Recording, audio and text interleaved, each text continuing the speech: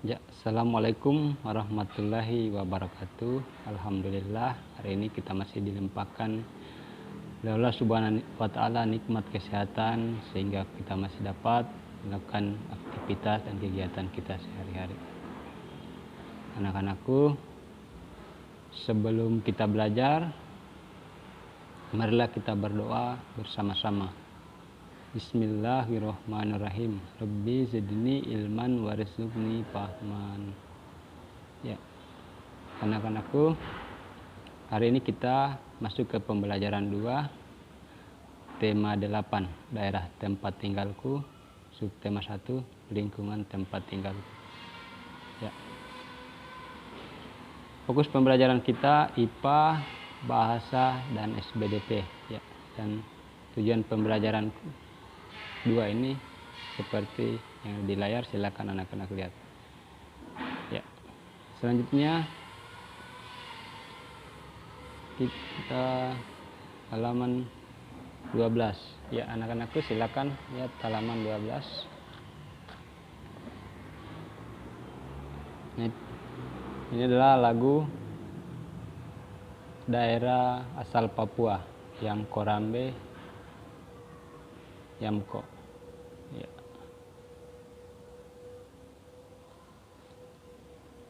Silakan anak-anakku nyanyikan. Silakan liriknya atau lagunya bisa anak-anakku buka di YouTube. Silakan diikuti dan dinyanyikan. Ya. Selanjutnya ini Bapak jelaskan di sini yaitu apa itu tempo. Nah, pas kita menyanyi itu harus memperhatikan tempo. Nah, apa itu tempo? Nah, tempo ini Pak Guru tandai dulu.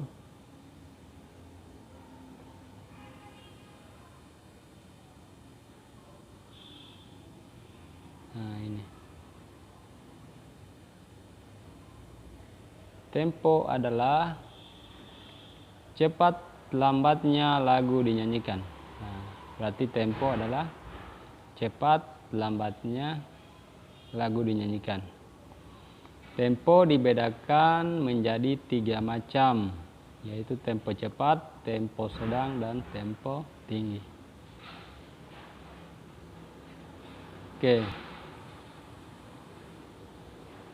Setelah itu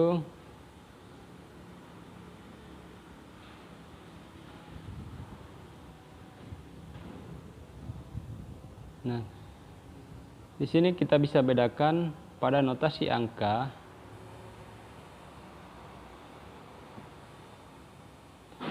Pada notasi angka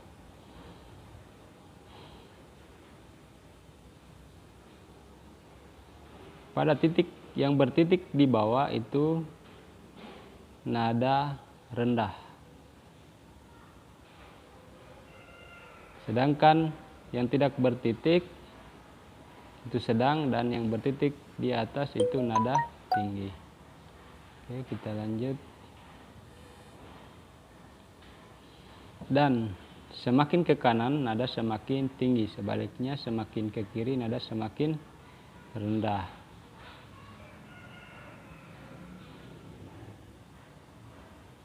Anak-anak, mari kita identifikasi tinggi rendah nada dari notasi lagu di atas. Nah, yang ini, dari ini kita identifikasi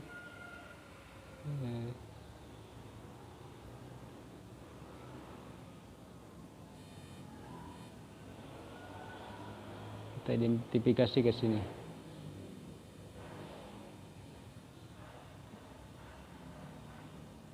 Yang kita temukan yaitu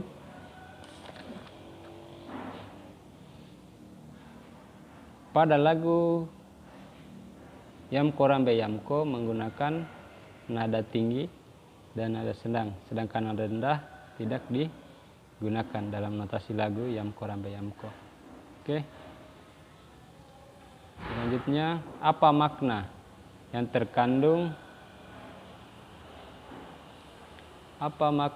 terkandung dalam lagu Yamko Rambe Yamko. Lagu Yamko Rambe Yamko merupakan lagu yang bertemakan peperangan. Lagu ini menceritakan tentang pertikaian yang terjadi dalam negeri. Pelantun lagu ingin menjadi pahlawan yang rela berkorban sampai mati untuk mempertahankan negara Indonesia dari penjajah. Oke. Selanjutnya, anak-anakku silakan baca cerita rakyat berikut Kasuari Dara Mahkota. Silakan anak-anak baca.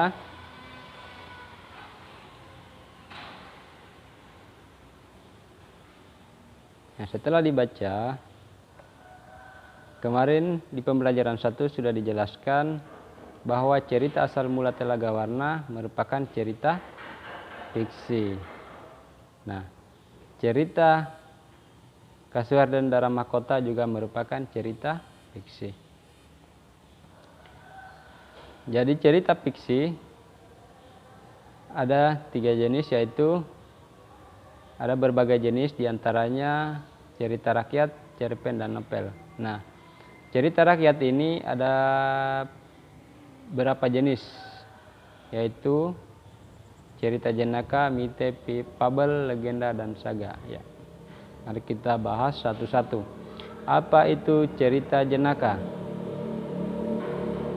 Apa itu cerita jenaka? Cerita jenaka adalah cerita pendek berisi kecerdikan atau kebodohan seseorang yang menimbulkan senyum atau tawa bagi pembacanya atau pendengarnya. Contohnya Pak Pandir, Belalang, dan Lebay Malang. Selanjutnya mite. Mite adalah cerita berhubungan dengan kepercayaan suatu benda atau peristiwa gaib, alam gaib, atau yang dipercaya mempunyai kekuatan gaib seperti cerita dewa-dewa, peri, dan Tuhan. Fabel. Fabel adalah cerita dengan tokoh-tokoh binatang yang diceritakan hidup dan bermasyarakat seperti manusia. Contohnya kancil dan buaya. Selanjutnya legenda. Legenda adalah cerita lama yang mengisahkan riwayat terjadinya suatu tempat atau wilayah, kejadian alam, asal-usul suatu benda atau kejadian di suatu tempat atau daerah. Contohnya terjadinya Gunung Tangkuban Perahu. Sage atau saga adalah cerita lama yang mengandung unsur sejarah, misalnya kepahlawanan.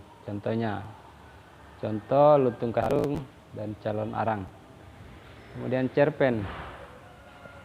Cerpen adalah cerita fiksi yang memaparkan kisah atau cerita tentang kehidupan manusia melalui tulisan pendek. Jadi ceritanya ini cerita cerpen atau cerita pendek. Ya, contohnya Putri Tujung Bui, Putri dari Bambu. Oke, lanjut. Novel. Novel adalah cerita fiksi yang panjang dan mengandung rangkaian cerita kehidupan seseorang dengan orang di sekelilingnya dengan menonjolkan watak. Contoh cerita seperti Laskar Pelangi. Ya. Nah, setelah kita membaca cerita Kasuari dan Dara Mahkota, kemudian kita identifikasi jenis cerita fiksi tersebut. Nah, kalau kita identifikasi ini,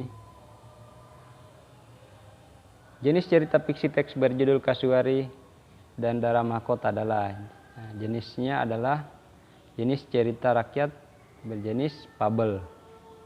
Kenapa fabel? Jenis fabel karena tokoh-tokoh yang terdapat pada cerita adalah binatang, yaitu burung. Burung-burung itu diceritakan hidup, bersosialisasi, dan dapat berbicara layaknya manusia. Sekarang yang kedua, kita identifikasi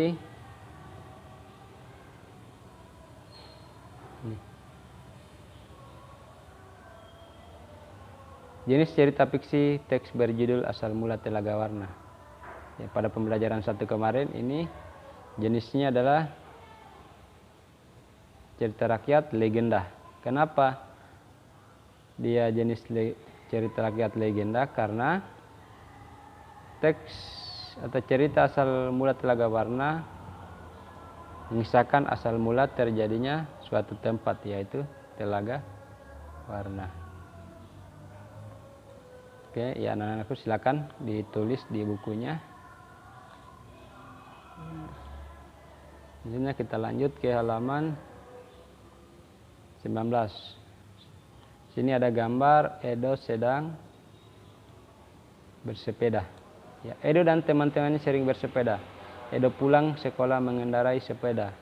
Di jalan cukup ramai. Edo mengurangi kekuatan saat mengayuh sepedanya. Laju sepeda menjadi lambat. Di jalan lenggang, Edo menambah kekuatan saat mengayuh sepeda. Laju sepeda menjadi cepat. Kekuatan mengayuh memengaruhi laju sepeda. Saat Edo mengurangi kekuatan dalam mengayuh sepeda, Edo telah mengurangi gaya. Sepeda pun bergerak lambat atau pelan. Sebaliknya, saat Edo menambah kekuatan dalam mengayuh sepeda, Edo telah menambah gaya. Sepeda pun bergerak cepat. Dengan demikian, gaya berpengaruh terhadap gerak benda. Nah, kemarin pada pembelajaran 1 kita sudah pelajari apa itu gaya dan gerak. Nah, silakan anak-anakku seperti kegiatan pertama pada pembelajaran pertama. Nah, ini pada percobaan di rumah ini anak-anakku silakan minta bantuan kakak, teman, atau siapa saja untuk yang bisa diminta tolong di rumah. Ya. Ini tujuannya kita melakukan percobaannya itu untuk mengetahui perubahan gerak akibat gaya. Alatnya meja. Oke, lanjut halaman 20. Nah, tangkap kegiatan 1. 1. Letakkan meja di tempat yang cukup luas. 2. Dorong meja secara sendiri dengan kekuatan penuh. Perhatikan gerakan meja. Apa yang kamu rasakan?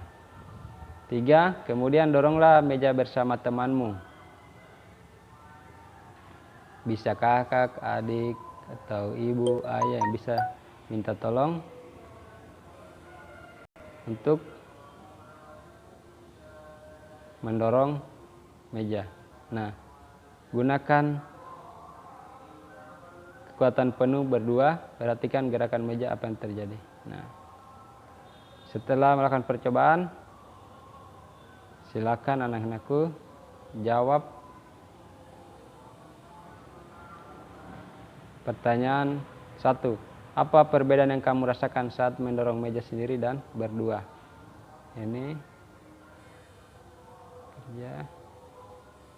Kemudian, bagaimana pergerakan meja saat didorong sendiri dan berdua?